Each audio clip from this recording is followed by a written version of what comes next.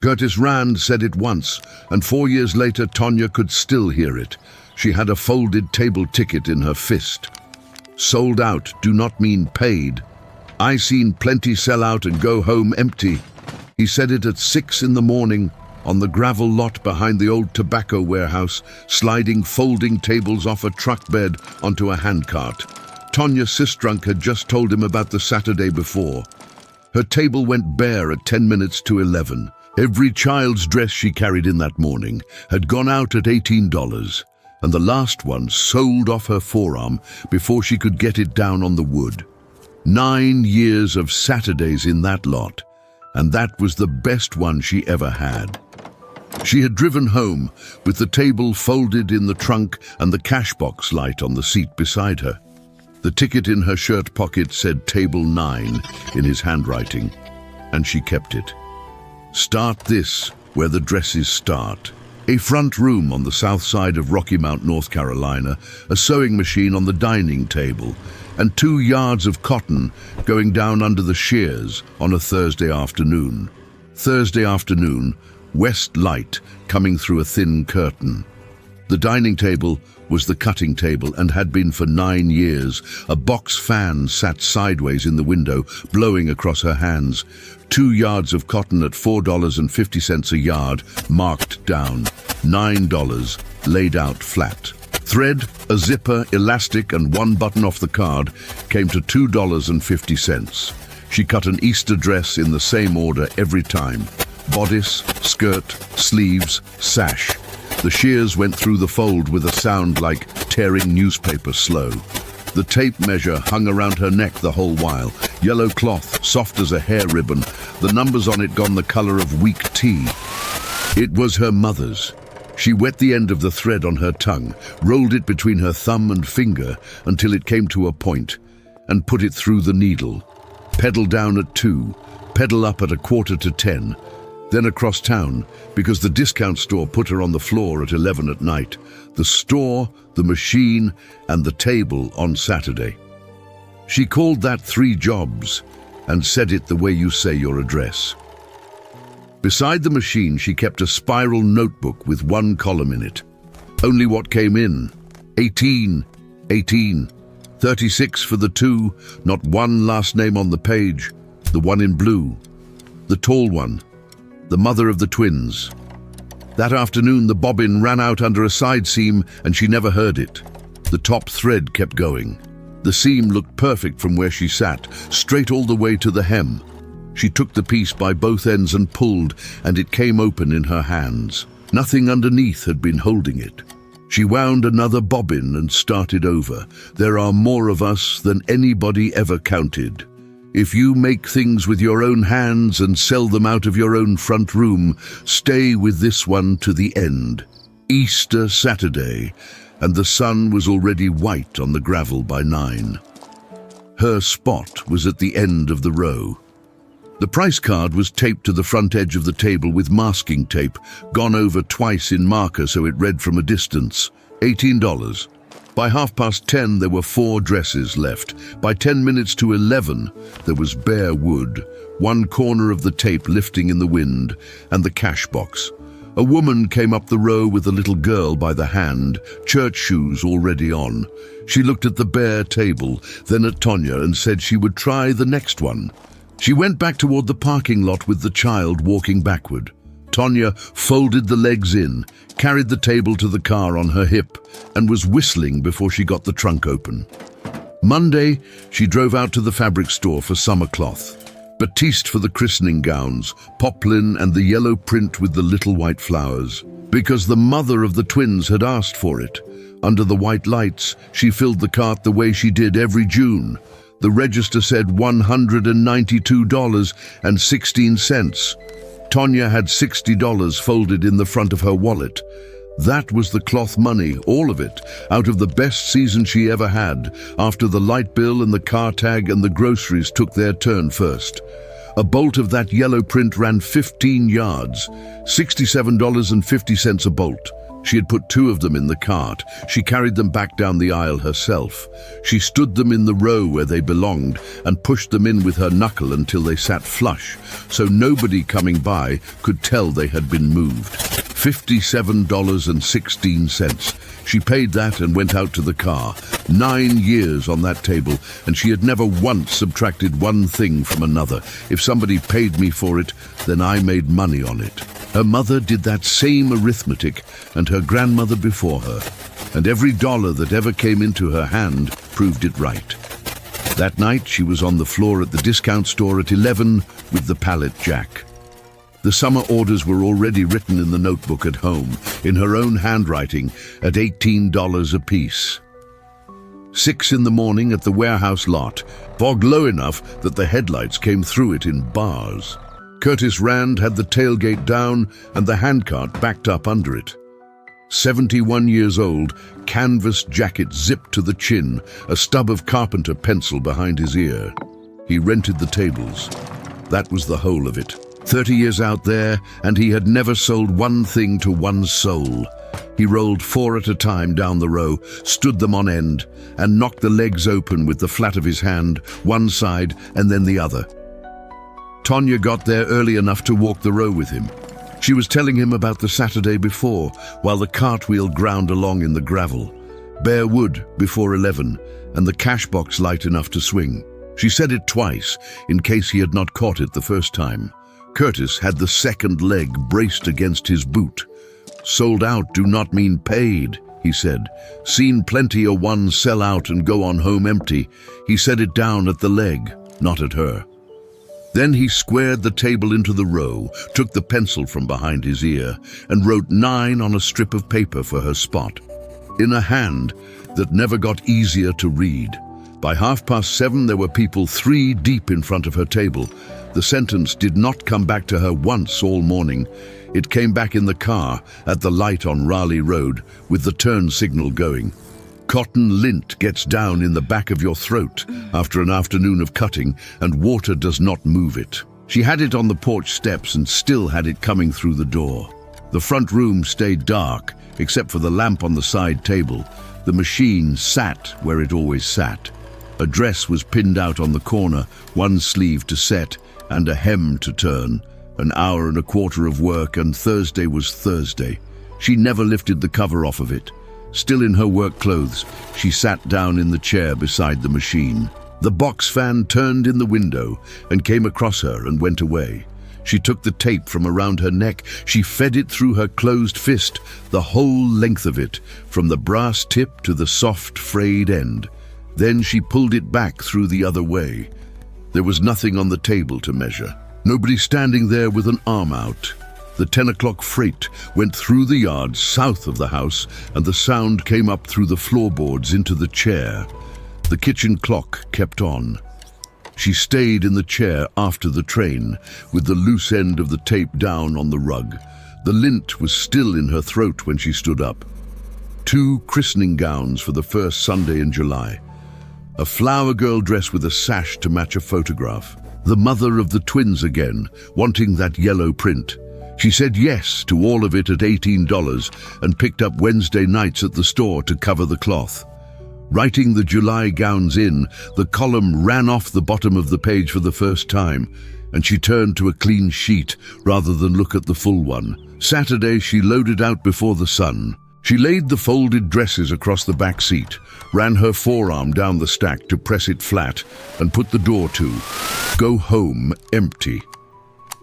That was the piece that came back, out on the gravel, with her hand still on the handle. She shoved it off and got in. She was standing in the paper goods aisle at 11 at night with a box knife in her hand, and her mother's yellow tape was hanging around her neck. That store ceiling light does not change from 1 hour to the next. 2 in the morning looks like 7 in the evening, with nobody under it. The price gun jammed for the 3rd night running. She shook it, thumbed the wheel back, shook it again, and set it down. There was a pack of paper tickets in the apron for when it did that. She bent the pack back against her palm until the top one stood up on its own, took it, and wrote against the steel upright. $34, comforter set in a zip bag. Her hand made that number and never slowed over it. 22 boxed towels, $9.99, laundry baskets, 4 to a stack. Somebody in an office in another state had settled every one of those figures a year back. By the time the floor buffer started up in housewares, she had priced the whole aisle, and not one of those prices was hers. Thursday, she brought the clock in off the stove and stood it on the dining table, where the face of it showed from the machine. She cut a dress, sewed it through the way she did every week, and looked up when she clipped the last thread. She did that 3 times. On the back of the pattern envelope, she put the 3 numbers down in pencil, added them, and divided by 3. 3 hours and 10 minutes. The dress had a price on it, $18, and she was the one who wrote that. 3 hours and 10 minutes had never carried a price anywhere, and the only living person who could put one on them was the woman holding that pencil. She stood the envelope up in the front of the spiral notebook, ahead of the column. What she went after first was the 3 hours. 4 dresses cut at one time, the layers pinned on the front room floor, the shears going around one pattern piece through the whole stack. Then 4 bodices under the needle without lifting the foot, one behind the other on the same thread, hanging off the back like wash on a line. 2 hours and 40 minutes. She took a half hour off a dress and never touched the 18. That week, she got 8 of them out. 5 was a good week. Saturday, there were women waiting at her table before she got the legs open, and the last dress went before the middle of the morning, $144 in the cash box. She wrote it in the notebook that night, the biggest figure ever to go on a page of it, and looked at it a while. The one with the green van, the grandmother in the visor, 9 years of pages and not one last name on any of them. The cloth never came out of that number. It left her wallet on a Monday in another month and had never made it onto that page. 21 hours and 20 minutes at the machine that week. 5 nights on the store floor on top of it. Sunday she came off the floor, got as far as the car, and went out in the seat with the motor running. Somebody knocked the glass by her ear at 8:30. Tuesday, the manager came down the aisle asking who wanted an extra night, and her hand was up before he finished. She watched it go up. She let it stay up. The extra night went on the kitchen calendar in a square that already had 2 things written in it, and she stood there a while with the pen in her hand. 1 in the morning at the kitchen table, the ceiling light straight down. She brought the notebook in from the front room and split the light bill envelope down its seam with her thumbnail to get a clean side. 42 dresses since February. Up at the top of the page where good news goes. 42 at $18 is $756, all of it across that folding table and into the cash box. Under it went the cloth. $9 of cotton a dress, $2.50 for thread and zipper and elastic and button. $11.50 times 42 is $483. $756 less $483. $273. The refrigerator cut off behind her. A freight worked through the yard. Then the hours. 3 hours and 10 minutes apiece, 42 times. 133 hours. $273, 133 hours, $2.05 an hour. The store paid her $14.35 an hour. 7 hours at her mother's machine bought what 1 hour in that aisle bought. She laid her mother's yellow tape beside the metal ruler. The brass tip came up 1/4 of an inch short of the truth. 9 years of measuring with a thing that always gave less. Sold out do not mean paid. Plenty sell out, plenty go on home empty. There was room under the last column. She put 1 word there in pencil. Cheated. She did not scratch it out. Not Curtis, not the mothers, not the store. She wrote 18 on that card with the hand holding the pencil. There are women who are never idle and never ahead. Their work walks into church on somebody else's child. Their own name is on nothing in that building. She laid the tape down across the columns and left it lying there. By the time the rail yard went grey, the number she had was not 18. The new card went on the front rail of the table the first Saturday in March. $32, marker gone over twice, one corner lifting in the wind. Women who had bought from her since her boy was in middle school read it and kept walking. One stopped by her car afterward and said 18 had been plenty, loud enough to carry 2 rows over. Tonya was at her own trunk with a hanger in her hand. At 10 o'clock, 6 dresses were still on the wood. In 9 years, none had ever been left there at 10. Then a mother came up with a folded $10 bill and asked if the old price would hold for 2, since the twins wore one pattern cut twice. Any other year that 10 would have gone in the box and the price would have come down. Tonya put the bill back in her palm and folded the woman's fingers over it. Friday either way, she said, and wrote the order down. She carried 4 dresses home and hung them on the doorframe beside the machine. 26 dresses that season. 26 at $32 is $832. Cloth and notions at $11.50 a piece came to $299, $533, 82 hours and 20 minutes over that she never bothered counting. $6.50 an hour, the same $6.50 a whole dress used to leave her. 51 hours less than the year before. In August, she gave the discount store her 2 weeks and worked every night of it. High morning on the gravel, sun straight down, sky open past the water tower. Table 10 sat beside hers now, and Tierra Ellis had it. 29, deli counter at the grocery on Falls Road, crocheting baby blankets the rest of the week. A steel hook rode through the knot of her hair, and blue tape was wound on her ring finger where the yarn had worn a groove. By 9:45, her table was bare, and she came over to say so. $25 apiece, she said. Gone before 10.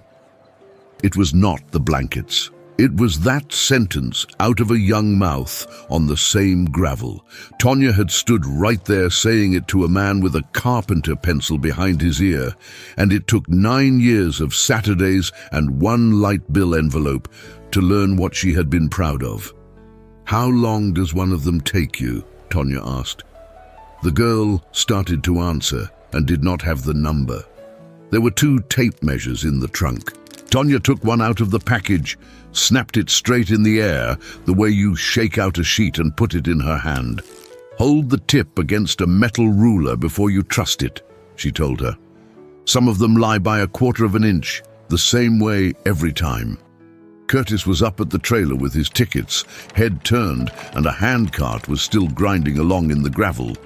Sold out do not mean paid, Tonya said. I seen a plenty sell out and go on home empty. Then she said the part that was hers, and count your own hour, because nobody on this lot is going to count it for you.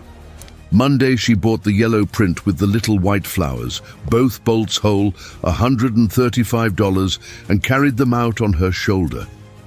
Thursday the girl sat at the dining table in the front room, and the first thing she ever cut came off that yellow. Her mother's tape was not around Tonya's neck. It hung from a nail in the window frame over the machine, in the west light, where it did not have to be right about anything again. Tonya said 2 lines that fit inside a comment box, and they are yours if you want them. My hands had a price on them. My hour never did, until I put one there. Write them where another woman scrolling past can run into them and pass them to the sister or the friend who is on her 3rd job and calling that normal. Subscribe if you want a seat in this row the next Saturday morning we open one. Sleep when you can this week. I will be here on the other side of it. There is a free app, and the whole method is in a small book, both links in the description. The women here keep their own tally, and nobody else opens it. Next up, the woman who gave a family 22 years and found out on the last day what her own name was worth. Gravel lot, first light. Her hand flat on a folded table ticket, and a second ticket going across the wood into somebody else's hand.